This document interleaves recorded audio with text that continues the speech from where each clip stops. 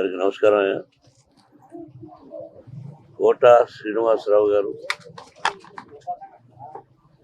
నా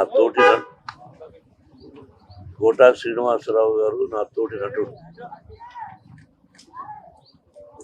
ఆయన అకాల మరణం చెందిన రోజున నేను హైదరాబాద్లో లేను. దాదాపు ఒక 1000 మైళ్ళ దూరంలో ఉన్నాను. అది తెలిసి దిగ్భ్రాంతి చెందాను. అంటే కన్నప్ప సినిమా రిలీజ్ అయిన రోజున ఫోన్ చేసి, ఏమయ్యా చాలా బాగుందంట, మేము ఒకసారి ఏమయ్యా అనుకుంటుంటాం. మోహన్ బాబు గారు మనం ఏమయ్యా అన్న పర్వాలేదా అంటుంటాడు.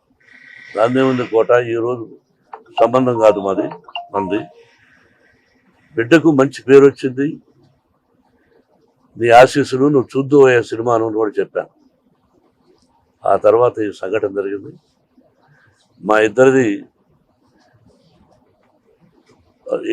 1987 సంవత్సరంలో వీరప్రతాప్ అనే సినిమాని నేను చేశాను, విఠలాచార్య గారి దర్శకత్వంలో.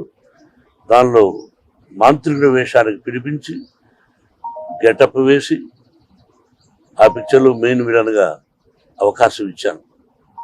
నా బ్యానర్లో, బయట బ్యానర్లో కానీ మేము కలిసి చాలా పిక్చర్స్ చేశాం.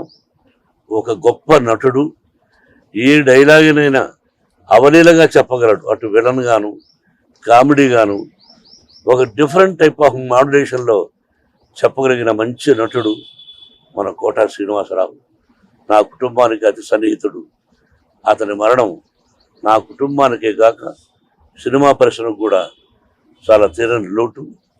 వారి ఆత్మకు శాంతి, వారి కుటుంబానికి మనశ్శాంతి కలగాలని కోరుకుంటున్నాను. Thank you.